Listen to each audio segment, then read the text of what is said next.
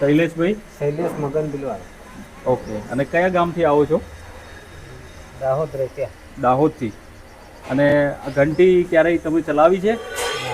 તો હું તમને આને કેવી રીતે ચલાવવાનું એ બતાવી રહ્યો છું. સૌ પ્રથમ છે ને આવું એક સારી કંપનીનું સ્ટાર્ટર લગાવવું પડે, જેનાથી શું છે આપણી મોટરને પ્રોટેક્શન મળે.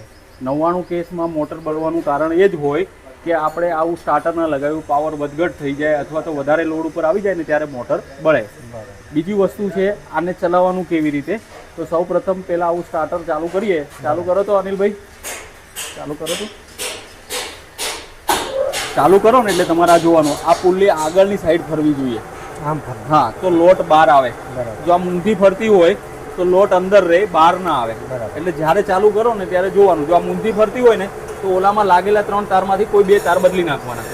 બરાબર. પછી આ વસ્તુ છે પથ્થરને દબાવવાનું સેટિંગ. અને જ્યારે ચાલુ કરો ને એટલે આમ હલકું હલકું જવાનું. જો અવાજ આવ્યો, આ 2 પથ્થર ટચ થયા ને એનો અવાજ આવ્યો. પછી આ વસ્તુ છે લોક. આને નજીક લાવીને લોક કરી દેવાનું.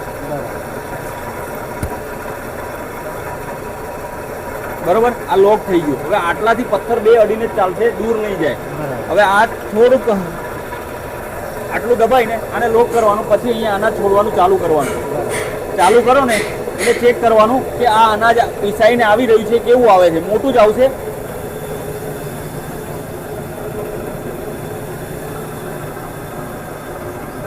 બરાબર, એવું મોટું લાગે ને એટલે પાછું આને ઢીલું કરવાનું અને પાછું આને હલકું આટલું જ દબાવવાનું. કેટલું હલકું છે, બહુ વધારે નહીં, અતિશય દબાવવાનું. જો આ ઝીણું ન આવતું હોય તો આને હલકું કરવાનું અને પછી આને પકડવાનું. બસ એટલું જ દબાવવાનું. એમ દબાવતા દબાવતા ઝીણું આવશે. અતિશય દબાવાઈ જશે પથ્થરને તો અંદરથી કાળું કાળું આવવા માંડે. બરોબર, એટલે એમ સમજવાનું કે આપણે આ વધારે દબાવી દીધું છે.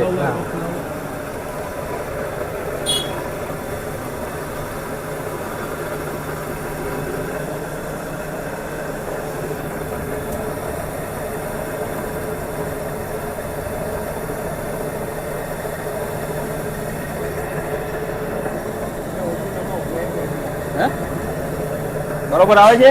હા, બરોબર. આ ધીરે ધીરે દબાવીને ચેક કરવાનું છે, ઉતાવળ કોઈ નહીં કરવાની. બરોબર. અને અહીંયા ઉપર જે સેટિંગ હોય ને એમાં એક ધારો માલ પડતો રહેવો જોઈએ, બંધ ના થવો જોઈએ. જે જોયું એવું ઝીણું. જ્યારે અનાજ પતી જવા આવે, એક મુઠ્ઠી જેટલું રહે એટલે આને દહીણું અહીંયાથી બદલી લેવાનું અને આને ઢીલું કરી દેવાનું. બરોબર, આ ઢીલું કરશો એટલે કામ પૂરું. આવો એકદમ જો મેંદા જેવો લોટ થઈ ગયો છે. બરાબર. એટલે ઘંટીમાં કઈ પ્રોબ્લેમ ના હોય, પણ આપણે ચલાવવામાં ખાસ ધ્યાન રાખવું પડે.